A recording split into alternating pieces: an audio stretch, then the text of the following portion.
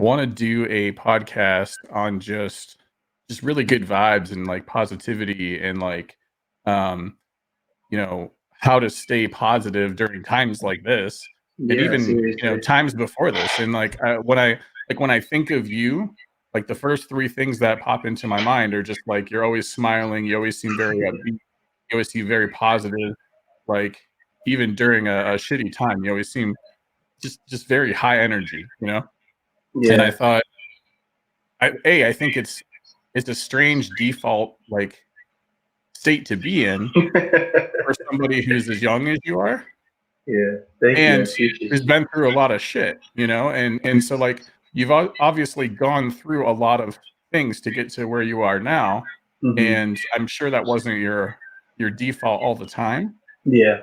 But I do feel like almost as long as I've known you that that's kind of been the general like feeling I got from you though. So whether it was your default or not, it was always there. And Yeah. so I don't know. It's just I've always felt It's like you're somebody I want to hang out with and be around because you're so positive. It's almost infectious. thanks, man. I really, first of all, I really do appreciate that. I'm really happy that we get to do this. It's been Yeah, like fucking it's been a what while, was it, like 2 years since I talked to you probably. about my Yeah, computer? I'm literally playing on the thing I asked you to find me. yeah. But yeah, no, it's really funny you say that because when I was at school, like this whole time, my chefs, I would go up to them at the end of every class and I'd shake their hand because our classes lasted 3 weeks. Mhm. So at the end of a 3 week block, I would go up to my chef. I'd say, "Thank you so much for what you taught me." Shake their hand. I'd say, "How can I improve? How can I walk out of this kitchen trying to fix? Because you've seen me, you've watched me for 3 weeks." And every one of them said the exact same thing back. They were like, "You need to calm the fuck down." They were like, "You are so damn hype when you do not need to be hype." They're like, "You have so much energy, and it's lethal. It's super lethal because if you can hone that, harness that, and be cold and calculated and silent Yeah, in a kitchen, you yeah. can do anything. But if you just let it out there, like it's really good, but it can also be obnoxious in a classroom setting. It's good for like a work setting because Mhm, you bolster your teammates and you make sure that they have that energy and you're mhm. kicking till 6 o'clock when service is done. But in a fucking classroom, they'd be like, "Dude, you need to like go run down the hall Right. like for 5 minutes and then come back." So yeah, no, Just get it's it out. yeah, it's an interesting thing you say because I didn't notice it until my teachers actually started to tell me that, and then I started to reflect like super inward about it. And you're right, I was this like super shy, like don't really want to stand out kid, but I Mhm. just really liked like movies and shit and like TV, and I Yeah. liked what they would do, and so I would just imitate movie scenes and like memorize movie scenes and shit, and as I would go on through life, I would kind of communicate through that. And then I had a really big turning point in my life where I kind of like I moved from Canada to the States. Mhm. And doing that kind of flipped my whole perspective and turned me from this really shy kid into someone who like needed to be outgoing, be Mhm. outspoken because I'm in this totally new place and I don't know anyone. I was like 12. And so it took me for a ride and it made me step out of my shell definitely and find new niches with people that I've never understood before, and I found that I was pretty okay with people. So I started pushing that, and when you totally have like your whole world switched around, your perspective becomes like, how do I create this happiness that I want? And Mhm. that's the biggest thing about staying happy in these times and up maintaining and like upkeeping that energy is like, what do you want to be happy and how do you maintain that? Because everybody's different. Mhm. So for me, it was like, I need to find home again. For someone else, it could be, I need to get the fuck away from home. You Right. know, it's all about your own opinion, and I think that's what a lot of this podcast could be focused in on is the super like in-depth talking of like it's not just one general like you need to do this, like it's Right. super personalized, and it's you have to be like prepared mentally because it is to an extent kind of spiritual. You're finding out about yourself, it's Yeah. you're going seriously deep within yourself, Right. and so you have to an extent be prepared and mature enough to sit down and say, okay, this is what is lacking from my life. That's super hard for everyone to admit because because nobody wants to admit that. Excuse me. I Yeah, you're fine. actually need to grab my water one Yeah, yeah, second. you're good. You're good. Yeah, so I definitely think that what Aris said is interesting, and you know, one of the things that I find the most interesting about that is just how did you get from I'm here to like I'm here and I'm going inwards and I'm like again, it's not something that I normally see in the youth of America, right? And Right. that's something even early like what? I met you when you were probably like what, 15? Younger. We were playing Rust back when Rust wasn't even. It was still Legacy. So that was. Let's do some digging really quickly because we played Rust Legacy in its prime. Rust Legacy was a 2013 game. So Okay. I was 14 when you met me. Okay, yeah. 14, 15. Yeah, Same age as yeah. my kids basically, right? hmm Because how old are you now? Are you 20? I'm 19. I'm 19. 19, yeah. So my oldest is 19, right? So Word.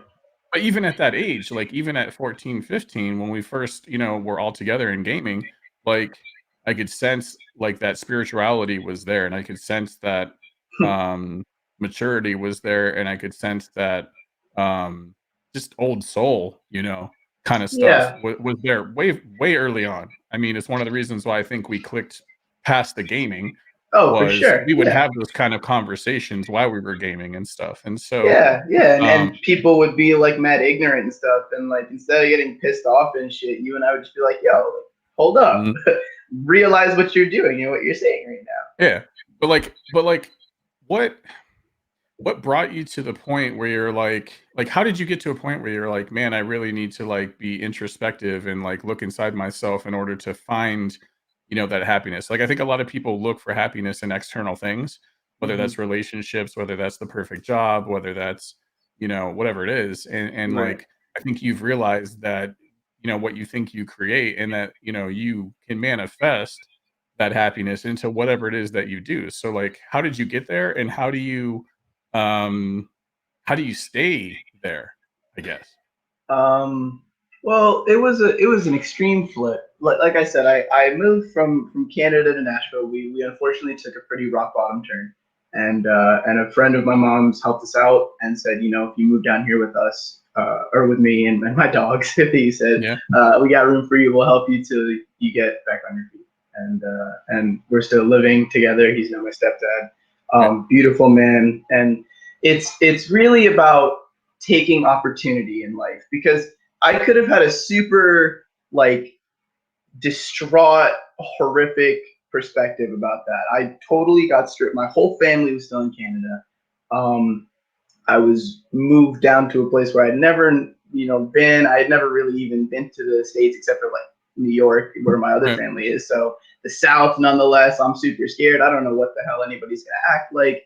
So it was, seeing that, and then also seeing like, wow, we were about to lose it all, and this man just kind of opened up his heart and his home to us, and Mhm. seeing like that much heart and that much soul come out of one person, it really it gave me hope, because if someone like that does exist in a place I've never been, then maybe other people like that exist, and maybe I can link with them, and maybe they're like-minded souls. So it's really all about hope, and Yeah. I hate saying that for me because hope is so like it's never non-determined. You always have to find something to be hopeful for, which is why it's such a hard thing to keep because you need motivation and you need a goal in order to be hopeful for that goal and to be Right. hopeful for that outcome.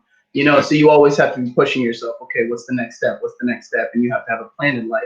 But when your plan is, I don't know what to do, Mhm. you just hope for whatever the heck comes your way. So that's kind of what happened. I tried to find a corner of life in Nashville, and I did, and I got some footing, and then I started branching out with people, and I realized that high school sucks, and I hate people, and then I swapped schools, and I went to a pretty cool school. I went to an art school for theater, Yep. um, I remember that. and a lot of people there were super like open-minded and comfortable and like coming of age like I was, so it was a lot of the same vibes going on about me in the daytime. But I think what truly helped me open up was gaming, now that I really think about it, because I had friends and stuff in high school and everything, but I would never like ask for their Steam or whatever. I would Yeah, always go right. home and be like, "Oh my God, is Vac on or is Jarek's on or like, Sure. Dong or like Aqua, you know, and I'd always meet with these people who had one thing in common, and that was to nerd out over this one Mhm. game. And Yeah, we'd right. all just nerd out and talk about whatever. That's like when you're your true self, because Mhm. your face isn't there, your Yeah, you body don't have to language worry about isn't there, anything. you know, you don't have to Mhm. worry about anything. In the true element of gaming, you're just meeting people that you like and like are funny, and then you Yeah. just play the game with them. And Mhm. so from doing that, like it's such a small task, you know, like, and it's so simple to do that it's like, wow, happiness doesn't really come from like materialism. Right. You know, that's kind of the realization that I had. And so from that, and you know, playing games and then trying to, you know, expand this little establishment I had in life, I kind of branched out in all the right ways. You know, I took opportunities when I saw them. I branched out into the dance conservatory, and then I Remember branched out that. into the choir conservatory. That was Mhm. really fun. And then you know, I didn't know what the hell. I knew I didn't want to go to school for another 4 years to an Yeah. academic school, so I once again didn't know what the hell to do. Luckily, my mom, she has a PhD in curriculum teaching and learning, so she was like, "Dude, try culinary." Thank God, I tried it. I loved it. You know, Yeah.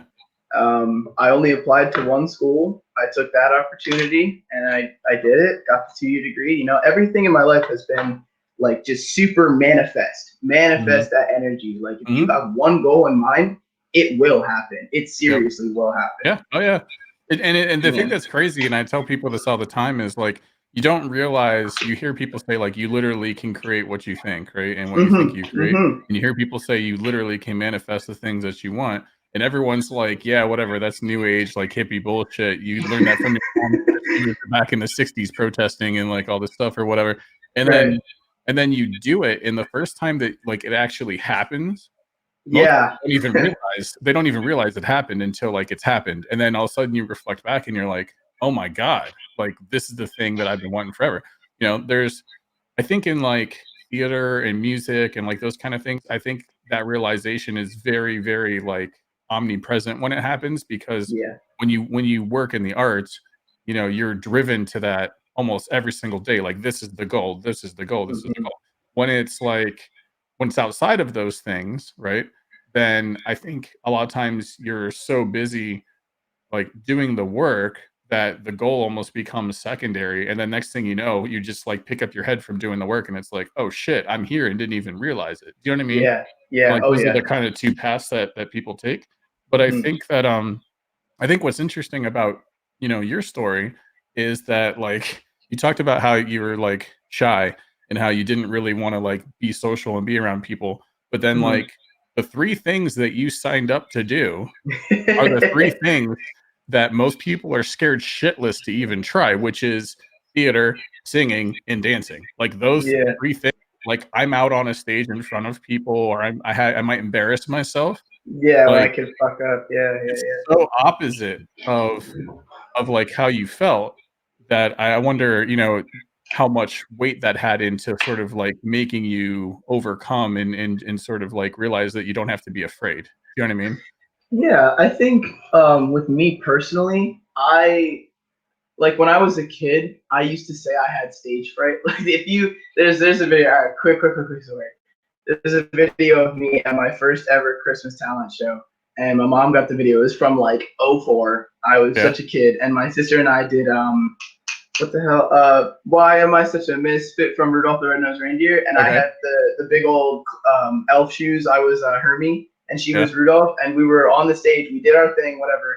And everyone's clapping, and she goes off the stage, and I'm just like dead, like You're just frozen. stiff. You're I just frozen. froze, man. I was like, I don't know what to do, and she had to come get me and shit. So Yeah. like, it's super funny. My mom always reminds me of that because it's super funny thinking that like this kid who really had his own comfort zone, was able to step out so much. And I think with me personally, that's like what keeps me going and keeps me entertained Yeah. because it totally keeps you on your feet. Being not comfortable, you know, you have to think improvisationally. You have to be super quick with your hands and quick with your mind and quick with your words. You know, depending on what you're in. So yeah, you know, you never know like what's going to happen when you're out of your comfort zone, and in stepping out of that boundary, you allow yourself to broaden your horizon and open yourself up to new things.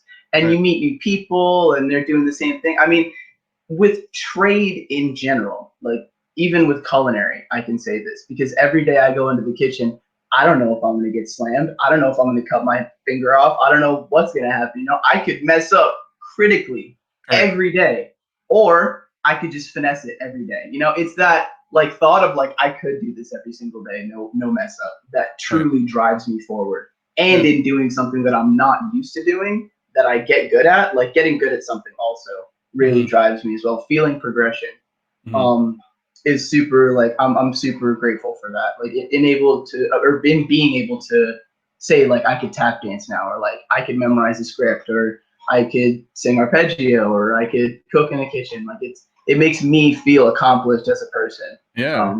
And you need to feel that. Like if you can't feel super proud of what you're doing in your own self, like screw anybody else. If you're not making yourself happy with your own actions, then that's the first turning point. You need to stop and sit down and like do a 180. So do you think that that's kind of the first step, is like figuring out who you are at your core, and then figuring out how you can be true to yourself first, and then sort of the rest of those things will kind of line up and fall in place as long as you put in the work?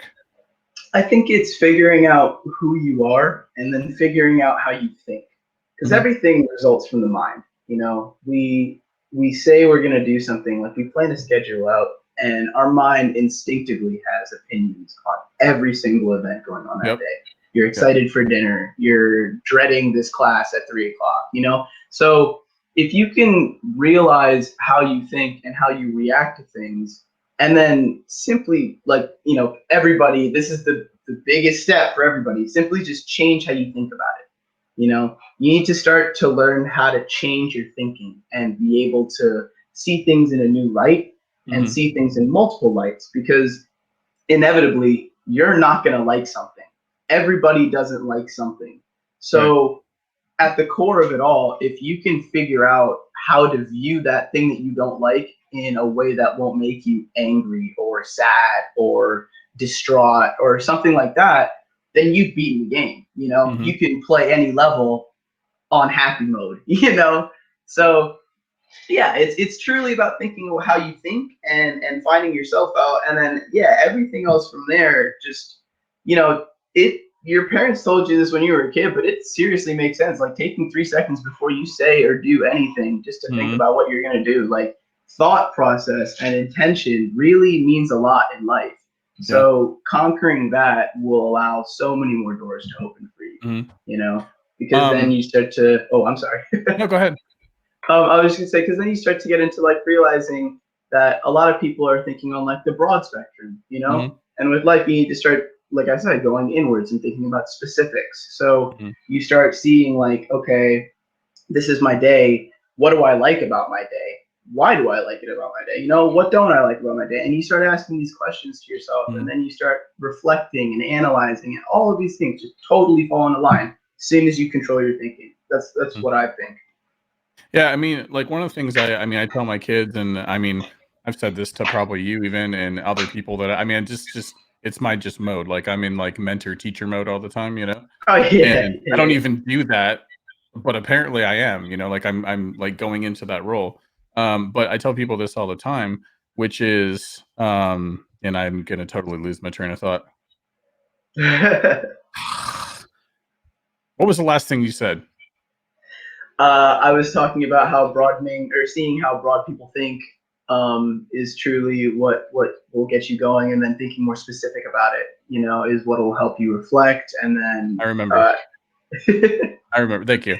What I was going to say was, you know, that like when you're presented with a situation, you're talking about like, what things do I like about my day, and what things do I like about my job? What things do I like about, you know, whatever my daily, you know, grind, and what things do I not like?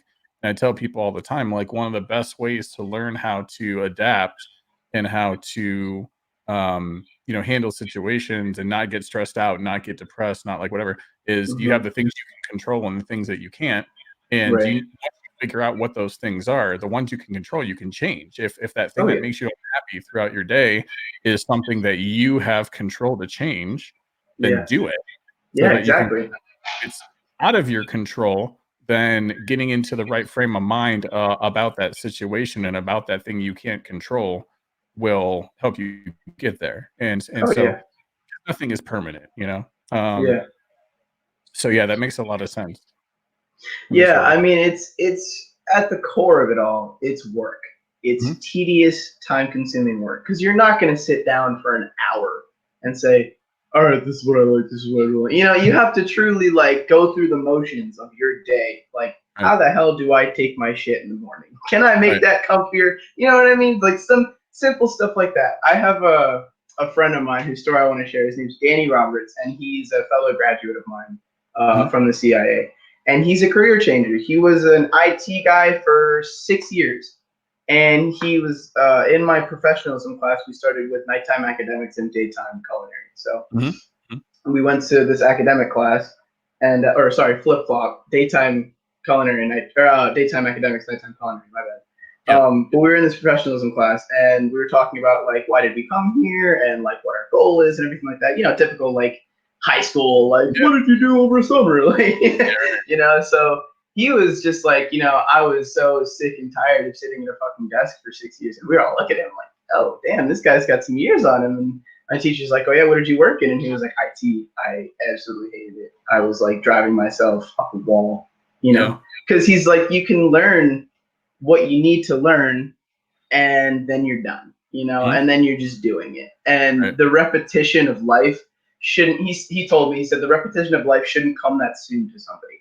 He was like, I was in like my early 20s just fixing servers and computers Yeah. and like all this shit, and he was like, it was driving me crazy. So I need something different. But in doing that for so long, that's all he knew. And he was like a very different person when I met him than what he is today. He's come a long way, like spiritually and in inner, like self kind of way. Because we had this other presentation in that class, and it was about like what motivates you and like stuff you like. So I guess people took it like I like video games or I like music. I took it as like I like to be positive. I don't like to be fake with myself. I like Mhm. to not wear masks. And I talked about some of the stuff we're talking about on this podcast. I talked about like how being true to yourself and like not wearing masks and being true to others is the only way you can help this world. Because Mhm. then others see what makes you mad, makes you sad, and they know how to react around you. And Right. he came up to me, he approached me about that, and he was like, it's really interesting seeing how, like, how old are you? And I was like, 18. And he was like, it's really interesting seeing how like someone so young can grasp that. And I was like, well, I think that's the biggest thing this life teaches us. That's the confusion, is no one's age limits their knowledge. Correct. Just because you're 6 years old Mhm. does not mean that you do not know the key to this life. Like, Right. and when you think about it, actually, when you're kids, you do know the key to life. Mhm. If you think about when you were a kid, if you had a decent childhood, you Yeah. know, you were pretty happy all the time, and Yeah. everything was pretty in place for you. So when you were there, everything was so simple. You could imagine like you could want to be a space cowboy. You know what I mean? Just Yeah. because you had the time to think about that. But it's interesting, the dynamic, I think, of growing up and using your time. When you're a Mhm. kid, you used it for freedom and imagination and creativity. When you're an adult, you use it for anxiety and stressing and Yeah. worrying. And it's like that's the stereotypical normal, but why? Why can't we be the same? We're just bigger kids. Like Right. we never really changed. School Right. didn't do anything to it, unless you really went through some shit. Like Yeah. that's the only reason. It gets conditioned out of you is what it is. And, you have kids who spend their whole youth going, "Man, I can't wait to be a grown-up so I can do grown-up things because 'cause they're so Yeah. cool." And then you get to a certain point as an adult where you're like, "Man, I envy being a kid. I wish I could just go back and fucking run around outside without a care in the world." And, um, Yeah. and so it's interesting when you can get to a place where you can do the work that you need to do as an adult, but still have the carefree attitude and joy as a child. And I Yeah. think that's the goal. And Yeah. Oh yeah. like you said, I look, I believe like, like I said, I feel like you're very wise for your age. And as you said, age has nothing to do with knowledge, right? Yeah. wisdom comes from applying knowledge over time. Mhm. And but what I think is that everybody has this wisdom and this knowledge really truly like in them to begin with, and Yeah, you're not learning those things, you're remembering those things, yeah, right? yeah, And so some people just remember them a lot earlier than others, and some people, you know, it takes much, much longer, and some people don't ever end up remembering it in their entire yeah, life. Um, yeah, but I do think that people come in with sort of like, you know, it's almost like some of it's like pre-programmed from all the centuries of just yeah, it's in our DNA, like the yeah. memory in our Like a DNA. collective consciousness. Yeah. I mean, Absolutely. I truly believe in that. Mhm. Not to get like belief or anything, but I really think it makes sense, you know, deja vu, all this nonsense, like intuitive feelings, everything like Yeah, that. Your gut, common sense, like things that you were just born with, you know, yeah. necessarily, yeah, taught to you, but when it's taught to you the first time, it's like, oh, this really clicks. You know what I Right. mean? And it's because of some kind of connection. And I mean, no one can truly explain it. I mean, it's whether or not it's because we have it or because of collective consciousness or because of just how we're built, you know, it happens. And it's really cool to see, you know, it's Mhm. super cool to see when someone like I remember I was working on extern at Marriott in a taco truck out in Soundways at their new attraction, and the front of the house guy is working at the bar who's across me because it was like the truck and then a bar across from me at Mhm. this water park. And so he comes up to me and we're taking our break in my truck. I think it's like 5:30 and service just ended. So we're sitting, he's counting this shit. And I don't even know. We're talking and like Al Green came on or something. And he was like, "Holy shit, man! You know Al Green?" And I was like, "Yeah." I was like, "Yeah, it's good music, you know." Yeah, And he was like, "You got a super old soul." And yeah, like it's just so cool when someone says that to you. Like yeah. it feels It's so like warm, yeah, because yeah, you no, know but it's exactly what true. they mean. Mhm. It's Hmm. true. No, it's true because I mean, I think again, I think it's another reasons why we connected so well is I was that, you know, 5th grader that was talking about like, "Man, I don't think that what you're teaching me in this Catholic school is the Oh whole, yeah. like, Oh thing." yeah. You know what I'm saying? And they're Yeah. like, "You're in 5th grade, you're gonna listen to what we tell you and pretty much accept." Exactly. I went to, Exactly. We like don't ask questions. We don't yeah, I ask went to questions a here. school where there were still nuns, and they weren't really super Oh nice, yeah. Oh right? word. Yeah. Got the It fucking was, like, ruler out. the last year of, like, existing as a frame for education Yeah. I ever Yeah. so, um so, yeah, I mean, all through my life, I've felt like that, like, man, I feel really different, I feel really, you know, almost outcast, and, the only people I seem to relate to were some of the, like, you know, really, like, spiritual people that at the time Hmm. were probably my age compared to your age. They were 20 years Right. my Right. who Right. Right. smoked a lot of weed and did a lot of hippie shit, and I was like, I get that, like, I understand, you know? Yeah, man. So, um, but yeah, no, I definitely, like, I agree with that, like, I feel that, I feel that you're an old soul, I feel that, you have a lot of wisdom and probably a hell of a lot more gifts even in the spiritual than you realize, Maybe. you know, so it's interesting, and one of the things, like, this is something that sticks with me forever, was the first time that I was listening to your music, and I messaged you Mm. about it, Yeah, and you did. You did. I remember. you said some line about, when you're looking at me I think you said, "When you're looking at me, look at all of my eyes," or I don't remember the Yeah. exact line, Yeah. and When you're talking to you me, like better talk to all of my eyes. Yeah. yeah, yeah, yeah, Yeah. and I was just like I mean, even just saying out like, hearing you say it again, kinda, like, gave me a little bit of goosebump, you know, because it's just so good, and it just hit me, like, the first time I heard it, it just I was like, "Damn, that's, like Thanks, that's some, man. like, deeply good prophetic shit." Um And it's just not something that I'm used to seeing unless, you know, like I said, unless it's people that seem to be around my age. Well, So, it's all, you know, the whole thing of life with like a kid and being like, damn, you know a lot for your age. Is it's all in their parents. It's all in their teachers, you that's true. know, and it's all in their school too. I mean, I went to a school filled with. I mean, I went to a Catholic school. Yeah, there was only one nun when I went to Catholic school. Mhm. Her name was holy shit, Saint or Sister Marilyn. Sister Okay. Marilyn. Yeah.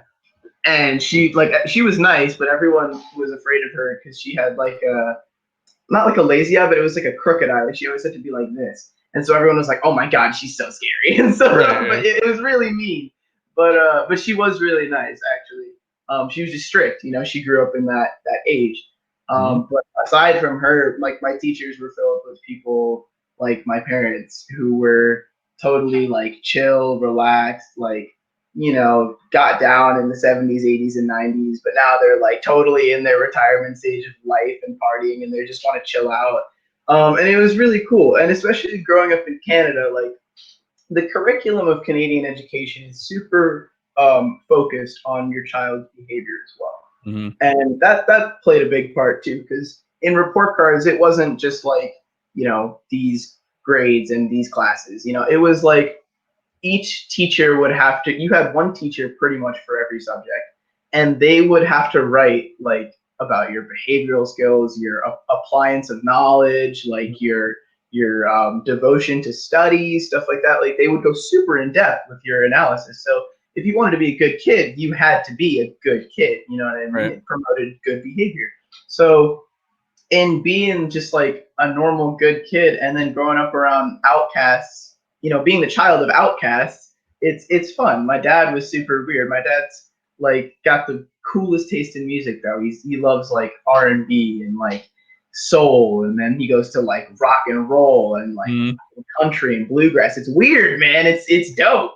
And then my mom was like the weird tomboy in school, and she was like captain of the cheerleading team and stuff like that. It was Yeah. mad fun. So just like growing up with those people and then having them get together, that like energy they had, it was really warm and it promoted like being yourself. Like I Mhm. never had to lie about anything I thought about with my parents. Actually, first time I ever got high, I like just told them. I was not. Most kids are like, dude, how did you tell your? I was like, I just did. You just Because told them. Yeah. yeah, because they promoted an environment which was super, um, like safe and Mhm. like this is our family. You know what I mean? Like we're family. We're not gonna harm each other, but we're gonna talk about stuff. You know what I Right. mean? If something goes wrong, we're not just gonna like, oh, all right, go on. Like no, we're gonna sit you down and we're gonna talk to you about this stuff. And Right. so, that's what happened. And in doing that, like I was just so open and like blabbermouth. Like my friends would hate doing bad shit with me because I would always go home and like brag to my mom about like what I did, and she'd be like, "Why the fuck are you doing that?" And then they'd be like, "Why the fuck are you doing Yeah. that?" Right. So yeah, no, it's really it comes down like to the core of it about like the thinking process, how you were raised, and then just how you apply all of that. Because at the end Mhm. of the day, like we said, it's your control, your Yeah. control over everything you Right on. I do. like that. So, like, what are the things that you see amongst anybody? Doesn't matter. Your age, my age, older. Like, what are the things that you see around you that sort of sabotage people from having good mindset around positivity? Like, what are the things that they get stuck on that you look at and you think, man, if they could just get to here, they wouldn't have those kind of things happen. Because I'm sure you see that. Like, you're probably surrounded by a lot of people who aren't equipped the way that you are Yeah. to really be in that spot of like almost like zen, right? Like, I feel like Hmm. you're a very zen dude. You always have been. Like Yeah, you're just yeah. always really chill. So I try to be. I mean, I don't like acting a fool too much. Yeah, I try to always stay relaxed, and I think I truly think among people like older than me, it's that like corporate mindset. Like, mhm.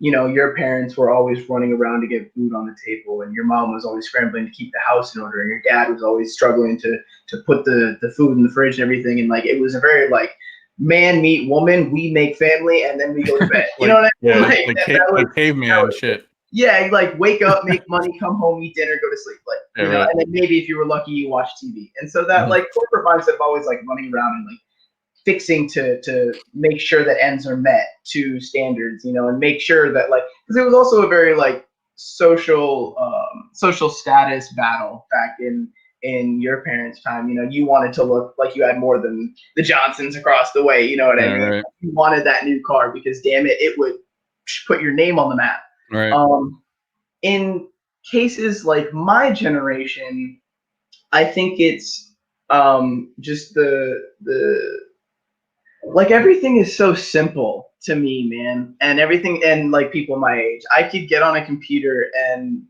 get a degree. Like I could learn stuff that I would do not on the computer, but I'm all just sitting down right here. You know, I'm Mhm. not moving. I can get my water. I can get my food. Bathroom's Right. right there. I'm good. So the accessibility that we've been granted, and everyone says it, but it truly is the crippling thing of our generation. Like Mhm. we're the generation of, oh yeah, we will do it. I can't tell you how many times I've seen people my age, like my roommates, my friends, like I'd be at college and like, I don't know, something as simple, like it's not big shit. Like I'm not pressed about it, but it's just like a picture would fall off the wall or like be hanging off the wall. And I'd be like, yo, Marco, you want to like push that shit back up? And he'd be like, yeah, okay, I'll do it. You know what I mean? Instead of just like do it, you know? Right. He'd be like, yeah, I will. We're the generation of like, yeah, I will. Right. Because one, everything is so easy to do so that we think we always have time to do it, when Right. in reality, we never want to do it. Right. Two, our generation had an interesting reaction with drugs. Mhm. Super interesting reaction with drugs. Like we brought back all the fucking pills and shit and all that. We were totally into that for some reason. Um, and we're huge stoners as well. My generation loves drugs too, is the thing about that. It's It's like it's it's it's like the crazy to 60s think have about. come back in a weird way. Yeah, no, it's really weird because we like got hooked on that. People are trapping Xannies, people are trapping Molly, people are, like crazy amounts nowadays, dude. I've seen Mhm. some crazy shit like on the internet and everything. And it's just weird how, you know, having that mindset of I will, not doing it, and then like turning to other enjoyments in life, like, oh, I'll just go watch TV or oh, I'll just go smoke a J or like, you know, Right. it's the very weird polar opposite. There is no in between. It's either like your generation is I'm doing it until I die and I Right. have no room for anything else, or we're just like we'll get to it, you know. Right. And the in between is I've done it and now I can sit down and try and find something else to do, you know. Mhm. And once you come to that cross, that in between, it's a super weird realization of like, wow, it could have been like once you say you're gonna do something and then you're like, nah, damn it, I'm gonna do it, and you do it, you're like, wow, that was super easy. I could have just been doing that this I whole time. That has happened many, many, many times with my kids, many Mm-hmm. times. And in fact, I've told them many times, listen, I know you don't believe me, but I sit here now and realize how easy it would have been for me to be more social in school and to have more, balls to ask that girl out or to go to the social event that gave me anxiety or whatever. And you're seeing now that once, because you've gone and done some of these things, that it's not as big as you think it is. It's just like Yeah. I feel like my generation tends to overthink a lot, Yeah. and Oh and yeah. then that causes the stress and the anxiety, right? And so I've said, like, I know you don't believe me, but I'm telling you, if you just go do this thing, you'll see that it's not that big of a deal. And if you Yeah. don't, later on, you'll realize that it wasn't that big of a deal. And you're going to say, man, I'm kicking myself because I could have been living this way for the Yeah. last Exactly. It could whatever have been amount of this way time. the whole time. Yeah, and Exactly. so as parents, we're like, we don't want our kids to have the same regret and wait Right. as long as we did in order to make that realization, but I think it's like that with it's like a passing of the torch from parent to kid. Your kid will never fucking listen to you ever. Oh, They ever, have to go ever. through it themselves unless I could literally tell you some things that your parents tell you all the time, and for some reason, when you hear it from me, you're like, Yeah. Yeah. "Oh, Exactly. yeah." Exactly. Right? Exactly. And then you make that realization and you tell your parents, and your parents are like, "Motherfucker, I've I've been been telling telling you you that for this. 15 years," you It know? just switched up the words. Why did it take It's some like dude on the the internet to tell you, you know? yeah, no, it's interesting. The only thing that like stops you when you're a kid is that fear of the unknown. You know what I mean? Like Yeah. you I have my mom, I have my dad. Like when I was a kid and I would be going to the pool and I'd be on the diving board. They'd be like, just jump, just jump, just jump. And I'd be like, like I believe you, but like, damn, that's scary. It's that Yeah. fear of making that jump. You know what I Yep. mean? And a lot of people carry that into their adulthood, and a lot of people carry that throughout their life, that fear of never wanting to take that jump. You know, Yeah. maybe I do just stick to one routine, and I'm comfortable with that. Yeah. And it's all about breaking that habit, you know. It's a And cycle too. yeah, it's a vicious cycle, dude. It Are you is. kidding me? It's like I think about this a lot, and like I actually watched this episode of SpongeBob that I think about a lot the other day, and it almost made me fucking cry. So I don't know if you've seen it. It's the episode of SpongeBob where Squidward gets so fed up with SpongeBob and Patrick's bullshit that he moves to Squidville, I've seen and that. he's with all the other Squidwards, and then he just does the same routine every day, but it's just a montage of his face, and he's just getting sadder and sadder. And I like almost broke. I was watching with my girlfriend, and she was like, "Are you okay?" And I was like, "Dude, oh my god," because it's not like, you know, you're going to school and you're just like, you wake up and you like have an hour before class, you take your morning shit, you brush your teeth, get your coffee, you go to class, you're in class for 8 hours, you come home, you hang out for like 3 with your friends because you didn't have any time to hang today. Go to sleep and repeat it over and over and over and over. Like, I know. oh my god. Yeah, and it's just like you don't know how to express that. But when you see it come from like a kids show, like I think 2000s kids shows and 90s kids shows had it right, man, because the writers were able to do whatever they wanted, and like parents would sit down and be like, damn, like, that's crazy. Like I can imagine a parent was watching that with their kid and like felt some type like, damn. Oh yeah. Well, and like that happened to me a lot when my kids were littler, right? Is I would watch these cartoons and we're looking at each other like, this is not for kids. This is not a kid's cartoon. Yeah. Right. Yeah. And like they're watching it and they're so young that they just didn't even like make, you know what I mean? They're not picking up on it. Yeah. But it's like it was funny for us to watch it, and it was like it's actually kind of nice because you're sitting there watching something you don't want to watch cartoons to begin with, but at least there's some kind of like humor that you can pick up on to it, you know? Yeah. I mean, that's how I got one of my all-time favorite cartoons. It still is to this day, and in fact, on the 15th comes out on Netflix. The full series again is Avatar: Last Airbender. Oh, I got hooked on that. Again? No way. Yes, yeah, on the 15th. I got hooked on that show, watching that with my kids when they were little, and in fact, on my Discord, so I've created a Discord that has a lot of gamers, but a lot of spiritual people as well. Nice. And so we talk about all kinds of stuff and everything. And I was literally a couple days ago, I was like, have you guys, you know, out of the 5 people that were in there, have you seen this show? And they're like, no. And I'm like, all right, let's watch it. Like, I'll share my screen and we'll watch it together. And by like episode 3, they were hooked, and they were like, man, I gotta watch all these. And I said, I'm telling you, it's like, for me, that universe and the way it's written and the depth of everything is sort of Star Wars-ish to me. Like that depth and like is one of those things where I saw that show and I was like, this is rooted in a lot of reality.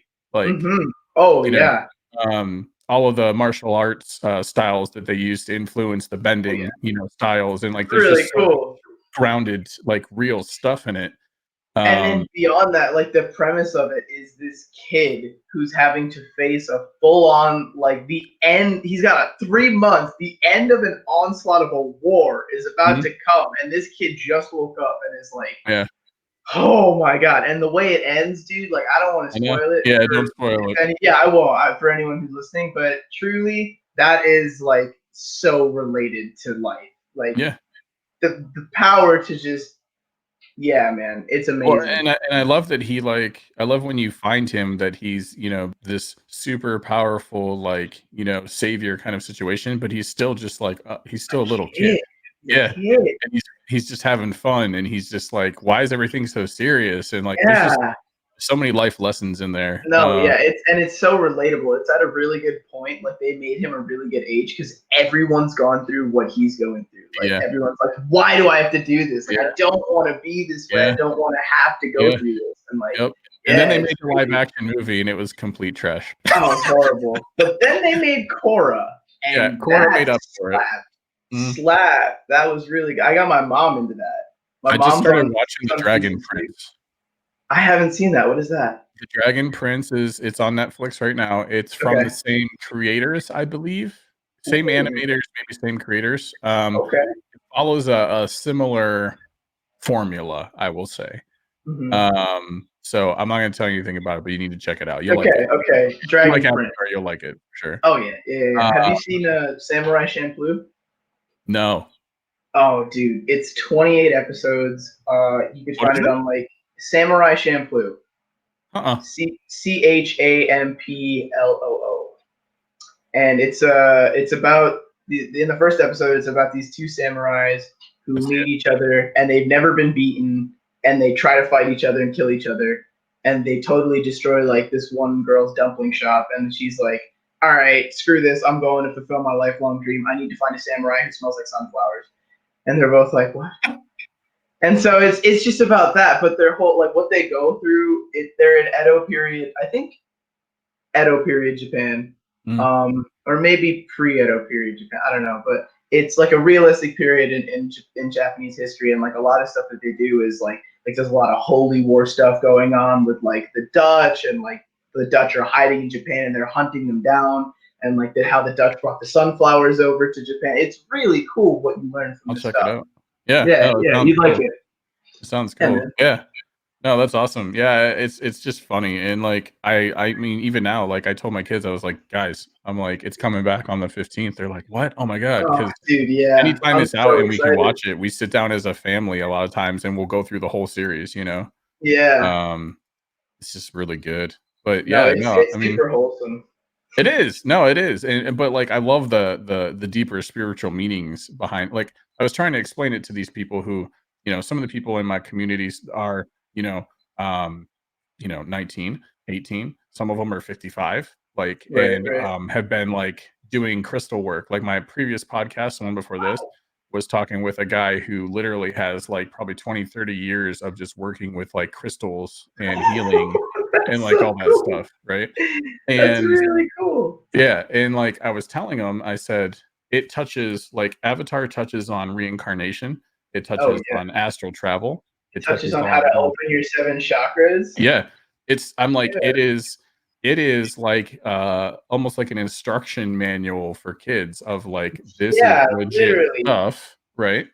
And he was like, "Wow, that's really interesting because he's very good at explaining things." So, like, I'll have to show you this video, I'll share it to you, when we get off the podcast, but, Hmm. like, we were talking about um, religion and the Hmm. difference between like the source, right? Like what I call the source, Right, the right, right. creative source, Yeah, and then like monotheism and then polytheism, and so one God and multiple gods.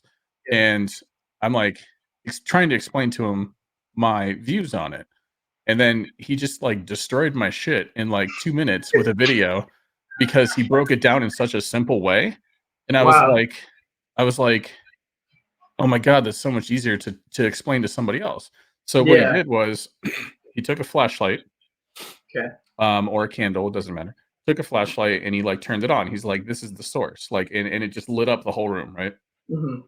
And then he made like a cover to go on top, and so he put a cover on top, and it just had one hole, and he was like, "This is one God. Like Hmm. this is monotheism. It's one God." And then he's like, "This is polytheism." And then he put another cover on top that had a bunch of holes, like a colander, like a strainer, Right. and Yeah. it's shooting light out all over the place. And he's Yeah. like, this is a belief in multiple gods." And he's like, "They're all the same. It's just the human filter that we apply to it." Yeah. Exactly. And I was Yeah. like, "Yeah, no, you're exactly right." Yeah. But like the visual and explaining it in that way, I was like, "That's really, really easy." Um, I think that the most this is totally my opinion. I think the most spiritual people though are like total visual learners. mhm. I'm a super visual learner. I can sit and listen to someone say something all day, or like read a fucking page of a book like 18 times over. But as Yeah, soon as I see someone do it, I'm right. like, okay, I can do Mhm. that. So, do Yeah. you meditate then?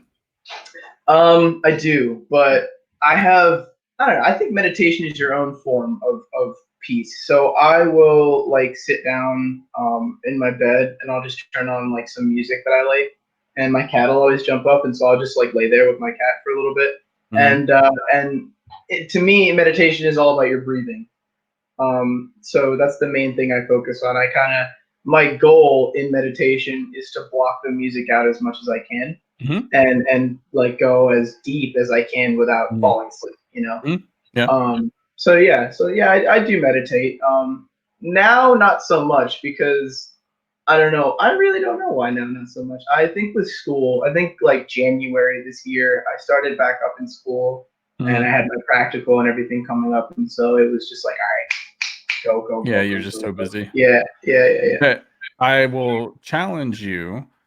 to, because as you mentioned, you're such a visual person, right? Hmm. I will challenge you to meditate with intention, meaning whatever the next thing is that you want to manifest, meditate and actually visualize what that feels like, what that looks like. You know, if it's having X amount of comfort in your life financially, whatever.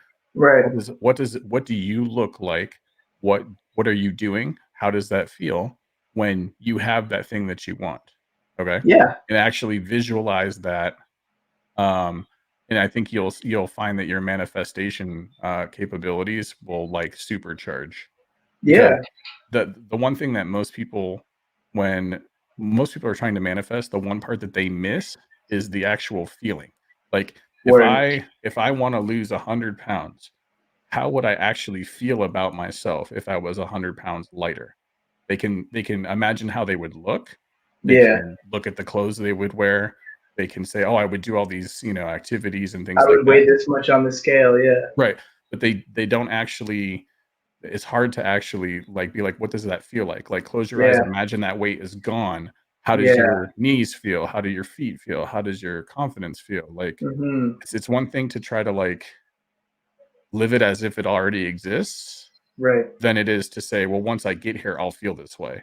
And that's really the secret to manifesting is that piece, right? Yeah. Yeah. Um, Truly. No, so I challenge you to try that next time you meditate, whatever it I is, definitely will. Yeah. try that. Yeah, no, and I think that's like the one of the biggest disconnects for people is like the visualization of what they want. You know, they have Yep. to be able to see the end goal. You know, if you can see the light at the end of that tunnel, every Mhm. step makes you closer. You know, Yep. every step is progression. You know, even Yeah. if it's you woke up and like I don't know, you applied for a job, one job, and then you fucked off the rest of the day. That's a step. You know, you Mhm. did it. You went out, applied for one, and hey, maybe they'll hit you back, maybe they don't. But if you do that every day, Yeah. that's another step. And then you go to two jobs, or Right. you slowly up the ante with Right. what you want in your life, and it will just happen. Yeah, I mean, that's the easiest way to take something that seems really stressful and, like, unattainable and break it down into something that's a plan that's accomplishable is you start at the end and work your way backwards. So, like, Yeah, if you're like, "Hey, exactly. I wanna make $1,000,000 next year," right? And then you Hmm. say, "Okay, well, how much money am I making a day?" Like, say you sell stuff, whatever, right? You can Hmm. end up working backwards from $1,000,000 to figure out how many sales on average you get a Oh day yeah, based off of how many people you talk to, and then you can figure out how many people you need to talk to a day in order to hit and that then you have a 20% quota. realistic goal in your hand But then you have to do it, then it's Groundhog Day fucking Squidward shit where you do it every single day until every you get there. single day. But then that's where the whole thing of doing what you love comes into play. Mhm, I remember I was in for the end of our curriculum at my 2 year degree at my school. We were in two of the restaurants on campus, and I went to Caterina de Medici, which was our Italian establishment, and I mhm, was taught by Chef Sean Collenberg, and he put it into super easy terms. He was like, "Okay, what do you do? What's the first thing you're gonna do when you're gonna go in that kitchen? When you're gonna walk into my kitchen?" And we were like, "Get the ingredients, check in the order." I don't know, chef, turn on the ovens. right, And he was like, no. He was like, you're gonna get the goddamn plate. And we were all like, what do you mean? And he was like, it makes no sense. He was like, visually, it makes no sense. You're starting here and you're getting here. Why mhm, would you start here and then do this and this and this and this and this and this when you can just do this and go all the way back? He's right, like, you get the plate that you're gonna end the dish on. Put the plate in the warmer, turn the warmer on. Then you get all the ingredients you need. Then you start to cut them up, fabricate them. Then you get the pot that you need. Then you start to cook. And right, then you just speed through it all. yeah, starting at the end is totally the visual goal. You know, Mhm. that's what's going to make this the easiest for people. Yeah. Yeah, but it almost seems, like, counterintuitive because people are like, "Well, I just need to start." You know, the one of the other things on one of my other podcasts that I talked about was the thing that prevents people from moving forward and taking, action and doing something even that's their passion a lot of times is, the need to be perfect before they act, Yeah. and Oh so, yeah. like, imperfect action is better than perfect inaction. Hmm. Right? Because you can sit around all day and say, well, like, for example, my agency business that I have, for a long time, I was like, "Well, I can't," like, even podcasting, like, "I can't start doing a podcast until I get this equipment, until I figure out Right. exactly, like, the name, and I have a logo, and I have socials, and I have all these things." This is how I ended up with the name IDK Podcast. It's I don't know, Yeah. because Yeah. I literally have no idea what I'm doing. I'm winging it. Word. And but that's the beauty of it is that along the way on the journey, in all likelihood, I'll find that thing that I wanna focus on. I'll find the name that's perfect. But I just Yeah. needed to start, like, putting it out there to the universe, like, "Hey, I Mhm. wanna do this." Yeah. And It's like SpongeBob with the when he had to write the essay and he just spent all his time writing the T. yeah. Yeah. Yeah, Yeah. Yeah, man. and that's the thing. You just gotta do it. I mean, you just have to do it and trust that you'll find your way along the way, and I think that's the hardest part. It's even Yeah. the hardest part for my generation as parents to your generation is a lot of parents are like, "You have to have a plan." Like, "You have to Right. have this first, you have to have this first," and I think that a lot of times I do think that your generation's wired to just do it and I'll figure it out. And Yeah. we're kinda like, "Yeah, we did that too," and sometimes it ends really stupid. Do you know what I mean? Yeah. Yeah. Exactly. So it's a balancing act between being scared of, your kids making the same mistake, but also not wanting to clip their wings to the point where you stifle the creativity and that fearlessness and that, like, passion to go get Yeah. that was sorta conditioned out of us a little bit, So Well, it also comes partly within them because it's how they take the loss. You know, if you fall in love with the fall, if you Mhm. fall in love with the impact of failure and the damn it, I have to start again. You know, Mhm. that fucking grind, that come up. If you can just find a way to love that, you Yeah. can love anything in this life. I when I first started like in anything in kitchen, my mom sat me down and she was like, okay, you need to start at the bottom. And I was like, okay, I'm gonna be a dish pit. I'm gonna be a busboy. I hated every second of that job. I was getting paid $6.50 an hour to clean like rich white folks plates that had like 2 bites taken. I was throwing out food Right. every day. And I had to find a way to love it. You know, you have to find something that makes you like what you're doing. Otherwise, you're gonna go insane. You So what know, did you love about it? I love that I made money. I made enough money. So I love music. So I would go in and I would get a third pan and I put my phone in it every day and I'd play music. But I made Yep. enough money. I made my first $100 and I got this speaker. Yep. And Nice. I would use this every day. And I love using this thing. This is like one of my joys in life. Yeah. So it was totally waterproof, man. I would just have it right next to the dishes. I'd be spraying the shit out of it. I'd just be jamming, man. It Yeah. was yeah. So you find something you love about it. I hated my extern because they told me I was gonna be at 5 restaurants and they put me in a water park. But you know what I loved about that? I interacted with guests every single day, and I made it a fucking effort every day to make somebody smile. I needed Right. somebody's day to be because if you can't be happy, then why can't anybody else be happy? You know, you shouldn't be Right. selfish with that. Yeah. It's Yeah. just finding your niche, finding your, playing in and out the pocket. You gotta bob and weave, man, bob and weave. Yeah, no, and you have a good sense of humor too. I mean, clearly you're wearing a professional bun handler shirt, so, like, it goes a long This way. shirt is from my first I love this spot. This is the first food joint I worked at. It's Corey's Doghouse, That's awesome. Tennessee. Yeah, the first shirts were I got my buns buttered at Corey's. These ones were professional bun handlers, and then the new ones they have are sick. They're tie dye, and it's like The party don't start till the wiener's out. Yeah, man, they're really good. They're really good. That's cool. Yeah, but That's every time really I wear cool. this in public, everyone always is just like, What? they're just looking at me. They're like professional, but I'm like, dude, come on. Like, I almost feel like I have to turn it on. Like, it's Yeah. it's the dog house. Yeah.